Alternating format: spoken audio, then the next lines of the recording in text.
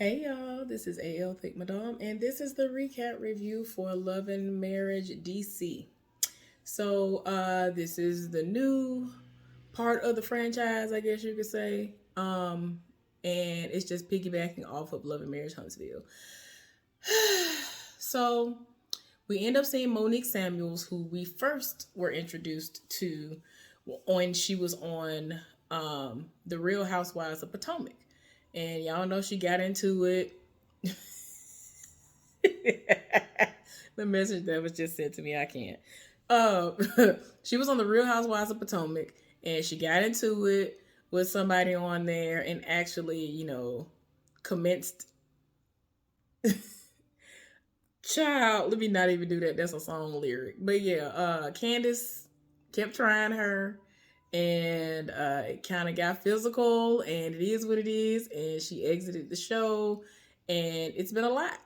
So she did not want anything to do with that particular aspect of reality TV anymore, and she was just continuously doing her Not for Lazy Moms podcast. I am someone who follows her on social media, so I saw when they went to Africa.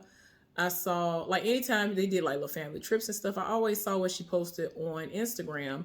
So it was always very beautiful pictures, nice family pictures, all of that. So, she's still out here living life. And, it is what it is. But now she, got into bed with Carlos King, so to speak. And now we see her again making another TV debut. And we're not talking about her podcast. So, yeah, she's on the OWN network. Y'all already know the other show was on what, Bravo or somebody, I guess. I don't know. I don't even watch that no more. So I have no idea. I don't remember what network it was on. It was on Bravo, or it was on I think it was Bravo. I was about to say, not WeTV. I was about to say VH1. But yeah, I think it was Bravo. Anyway, so then we get introduced to the last two couples. The first one is Ashley and Quicksilver. Ashley is pretty much somewhat of a stay-at-home mom, I guess you could say. And she's trying to get out there. She's trying to get her book off the ground. It's been a really slow process because her husband is out here doing what he does, which is he's DJing and he has radio show, all this other stuff. I think I got the right husband, I think. But yeah, she out here doing things too, but she's not moving and shaking like her husband is. Her husband is really out here to the point of where she has even said to herself, I almost feel like a single mom because I'm over here all the time by myself, doing stuff for myself and for the kids, even though you definitely are my husband. Because he does so much throughout the day, by the time he get home and it's time for everybody to wake up, he sleep. He trying to recuperate from everything he just did. So it is what it is. But yeah, to me, she's very beautiful. And we end up seeing them at a function that Monique is putting on. So we start seeing people pile in, and she actually knew of her existence quite some time ago because of their mom podcasts. And it is what it is. So then we end up being introduced to someone else. I think her name is Irena. And her husband is he does this party production situation, and I think his name is Jamie or James Tyler, and her name is Irena Tyler. So yeah, then we see somebody else, I guess, who is like a friend to the cast, who is going through a divorce, has been divorced, is going through a situationship. I don't know what is going on, but she shaved her head, and I don't know what it is. I don't know if it's because, is it too low? I don't know. Anyway, it's shaved. Like, she shaved half of her head. And people are talking about, oh, well, when you do that, that's a sign that somebody's going through something major. So Monique is doing her speech, and they're just having this moment, and it is what it is. Yeah, it's a lot going on. It's a whole lot going on, and she's kind of like celebrating everyone. I don't know why. The woman Winter, that's the woman who has the shaved head. she was telling everybody at this event that the husband that she was with was out here fighting and bopping something terrible to the point where he was creating all sorts of children while they were married. And I was just like, man, why are you telling everybody this? He was with the nanny. He was with this person, with that person. I'm like, ma'am, what is really going on? So Irena and her husband, James, or whatever his name is. I'm saying whatever his name is, not to be disrespectful. I think that they're saying his name is Jamie as a nickname, but I think his name is actually James. So Irena and her husband are going to be celebrating 26 years of marriage. And so, of course, when they have this celebration, Monique would love for them to kind of share what has gotten them to that point, because she and her husband have been together 10 years. They're about to make 10 as of when this actually aired. And so, they're actually having a little, a few moments here and there now. And so she wants to know what they're doing to keep their marriage alive. And so she was like, girl, we going to be partying. We ain't going to be having no questions and answers and all this other stuff. We ain't having none of that. We're going to be having fun, drinking and eating and enjoying ourselves. So I don't know what you're talking about. Now, before they really even got to that part, Ashley, I think it was, said, oh my gosh, 26 years? When y'all got married, I was 10 years old. I was like, oh my gosh, why you got to say all that? It was either her or Winter. I think it was Ashley. But she said in her confessional that Ashley always tried to come for her age. And I'm just like, child, it is what it is. Anyway, this event happened, and then we end up seeing both Monique and Chris talking in the confessional. And so they talking, he working out, and she still does her, orders for her oils and natural essential oils and things like that. So she has some orders that needed to go out. And so he was actually in the middle of training and all that, because just because he is retired does not mean that he doesn't try to keep his heart healthy and his body in shape to some degree. So she was telling him that, she needed him to help her with some of the orders because she needs him to get them to where they need to go so that they can be out by a certain time. So the person that was working him out finished working him out, and they started talking, and ain't that really going on. He just was like in his confessional, like, I feel like I'm a good dude. I ain't never brought no babies home. I ain't never brought no babies to the doorstep and all this other stuff.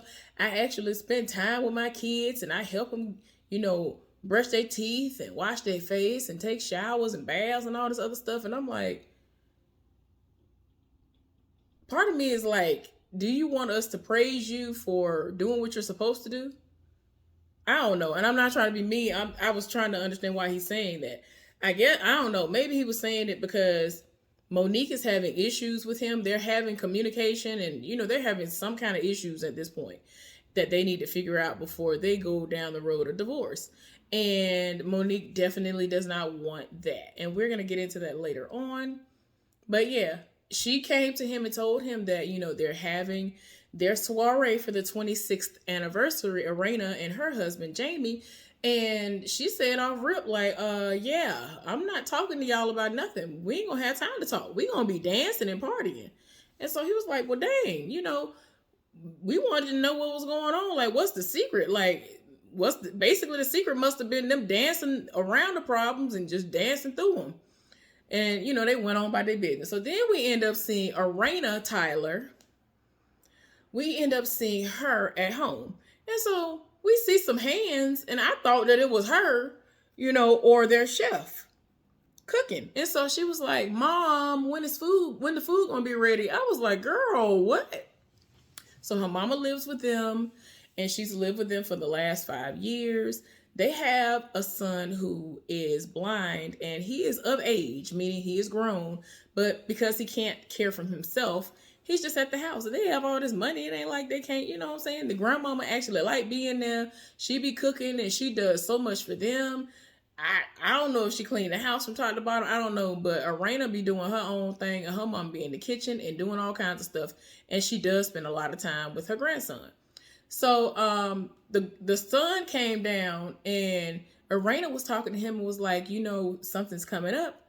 And so he was like, yeah, I know, y'all having a party. And so he was, trying to figure out what all she was talking about, because she was like, oh, I got this for you, and I'm gonna get this mink for you. And he was like, okay, what if it's warm that day?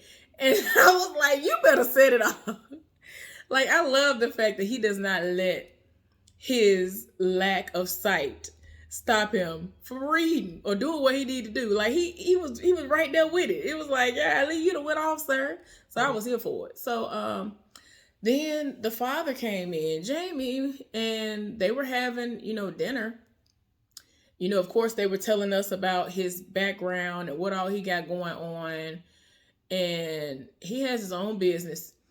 He does J&J Entertainment, some kind of partying situation. He's trying to make it seem like it's the best thing that ever was, and everybody in DC and the surrounding areas and even like all the United States know about him. I'm like, okay, cool. So anyway, they having dinner, and so Irena was like, I don't know if y'all want me to bring this up or not. I know it's gonna be, y'all ain't gonna want to hear this, but little Jamie, I invited him to come to the party. And so the daddy was like, okay, I believe it when I see it. So they have some kind of beef going on. Because I was like, what y'all got going on? The son ain't here for the daddy, and the daddy ain't here for the son. What is really going on around here? So I'm side-eyeing the daddy initially, because I'm like, all right now, I can't stand these situations where the parents be like, I don't fool with my child. I ain't talked to them in so long. And I'm like, well, why though? Like, I needed y'all to explain it off rip, because I really was looking at him sideways for like almost this entire time. And even though I know what it is now, I'm still kind of looking sideways, because it's like, it is what it is. But anyway, she was like, I feel like he gonna be there. And he was like, I believe it when I see it. Like, child.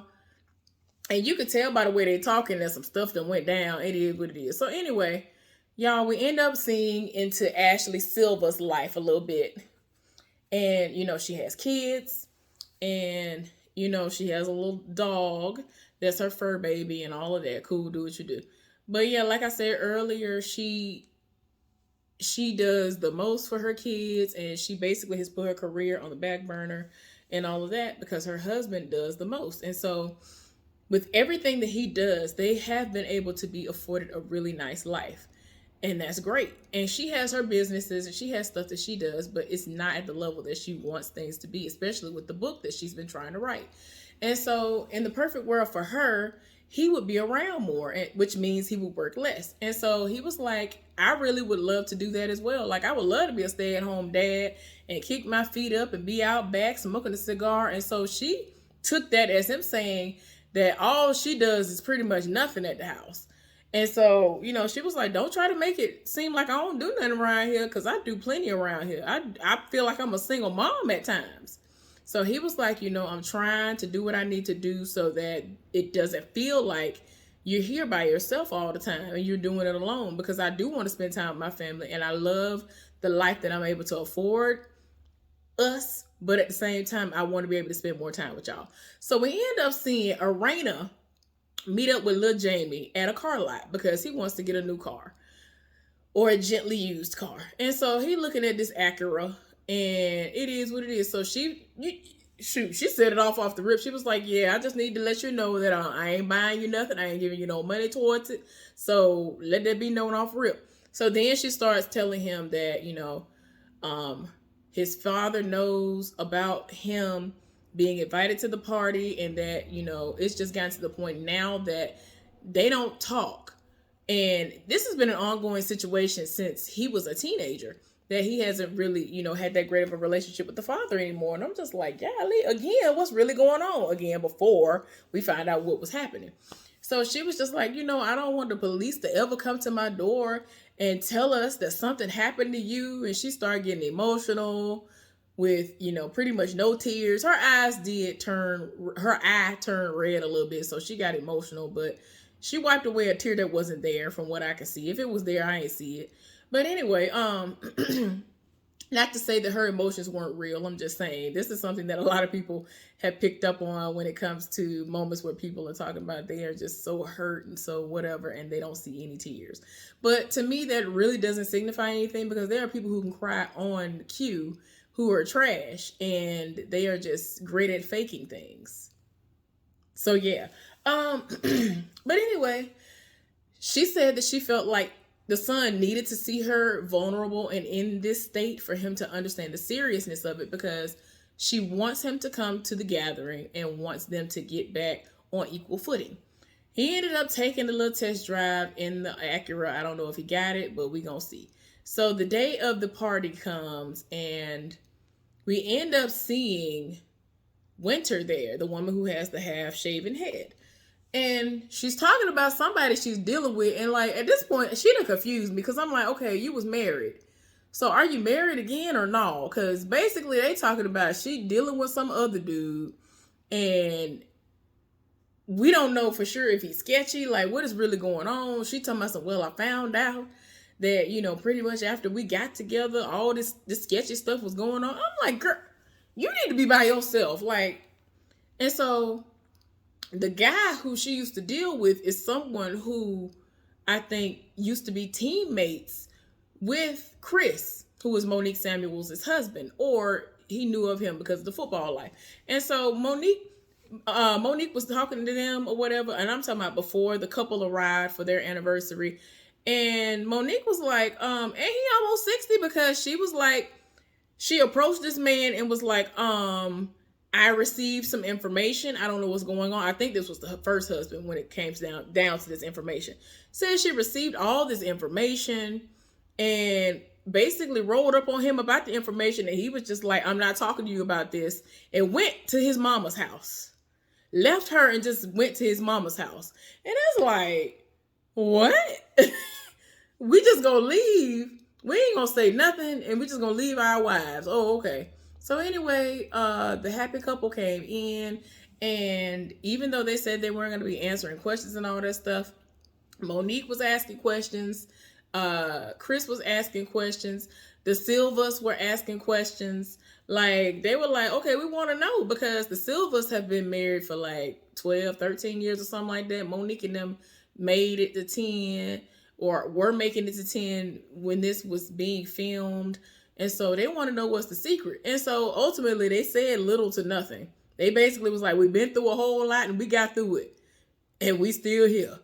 So I was like, child. And like in the beginning of this episode, when the ladies were all together at the function that was happening that Monique put on, basically they were talking about basically doing little seductive things and waking your man up to certain oral pleasures.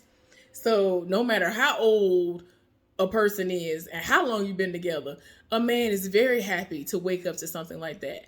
And I'm pretty sure women are as well. So I'm just saying. Anyway, so they try to figure out if Lil Jamie gonna come or not. And like I said, the husband is very skeptical. He ended up rolling up with some woman. I don't know if that was his girlfriend or whatever. And so the wife was like, there go Lil Jamie right there. He was like, I see him.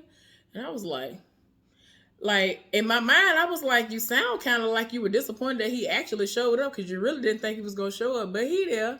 Okay, cool. So then, you know, rolled up and he was like, I want to talk to you for a minute. And then he pulled him off to the side and he was like, Dad, you know, we hadn't talked in a while, like 5-6 months. And I wanted to clear the air. He was talking to him and basically was like, I have been dealing with some unsavory characters. People I ain't had no business dealing with. I was smoking weed and shouldn't have. And I didn't think that the weed was affecting anything that I had going on, but I was wrong. And basically his daddy was mad at him because he kept making these decisions that were terrible. And he basically was trying his folks. But the son feels like, y'all over here treat me like a child. And he was like, I mean, pretty much with good reason. we are treating you like a child. Yeah, it is. It is what it is, because we love you. And so, I mean, now I'm understanding why the daddy feel the way he feel, because it's like he keeps trying to give him the guidance that he needs, but he still want to go over here. And look, listen, he came off exactly how my parents have always done us. I told y'all, I don't know how many of y'all have been here from like the beginning, But I have told y'all that my parents have literally gotten into a vehicle, had all of us packed up in the vehicle, and drove past. I don't know if it's still called the same thing or not. I think it's called a different name now.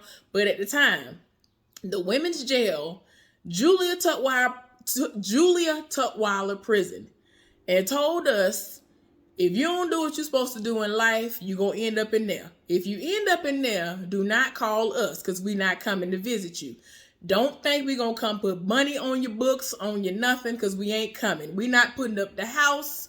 We're not doing none of that, which does not mean that we don't love you. But if you decide to go out there and be dumb and do stupid stuff when we have taught y'all the right thing to do, then that's on you. You're going to have to do the time because you did the crime. And I had just always been like, oh no. Like, I mean, even before they ever drove us past there. Now keep in mind, Julia Tutwiler was nowhere near that part of Alabama. I think it took us, 2 hours to get, I don't remember no more. But it took a good little while for us to get out there. Like, they legit got us in a vehicle and drove us past it. And it's not like me and my sister were doing anything to prompt this. It's like they just always would say stuff to us in a way like, I ain't rocking no grandbabies. As soon as we were able to start being able to procreate, I ain't rocking no grandbabies. I ain't rocking no babies. I ain't doing it. You get out there and do these things, you're going to take care of yourself. I ain't going to be here taking care of nothing. That was my mama. Excuse me. Because she felt like if you got out there and did it, you're going to take care. You're going to figure out what you need to do. And it's not like she wouldn't be a grandparent for real. I'm just saying, it was like, you ain't supposed to be doing this, so don't get caught up in those situations. And it was crazy because we never really had full-on conversations like that about sex. I just knew about the birds and the bees because we had sex ed classes.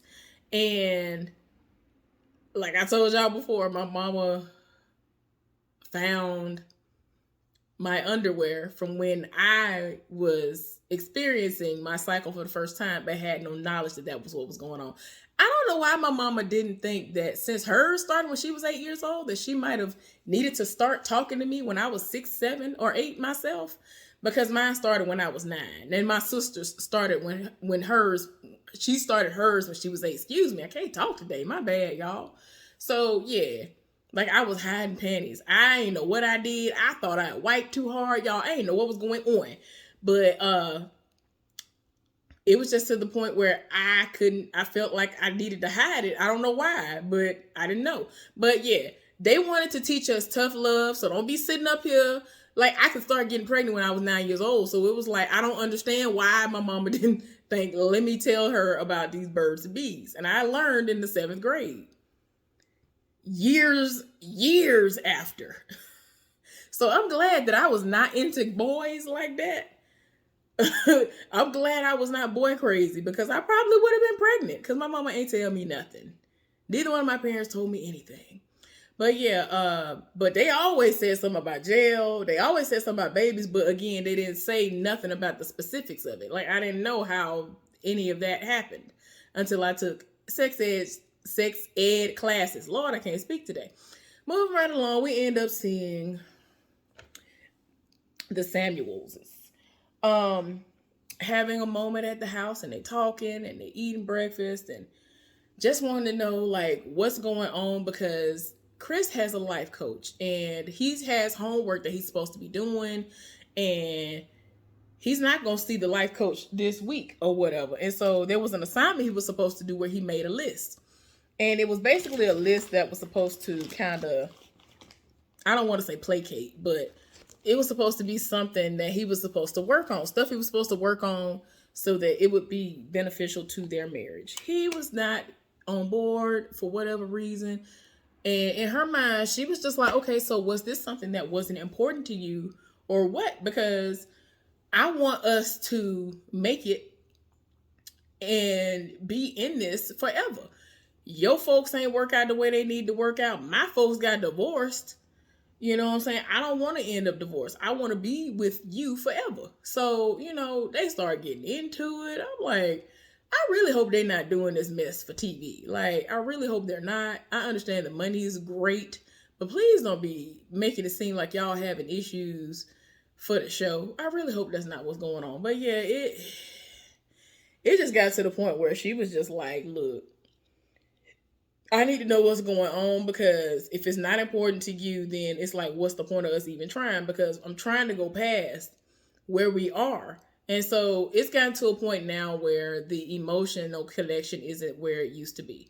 Even though he is present in the lives of his family, his children, his wife, and all of that, he's not there. The emotional connection is not what it used to be. And they're going to have to work on that. But that was the episode, y'all. Hopefully, y'all enjoyed it. Thank you so much for tuning in to my channel. I really do appreciate it. Please give this video a thumbs up. Subscribe to my channel. And let's talk about this foolishness down in the comment section. Y'all have a good day. Bye.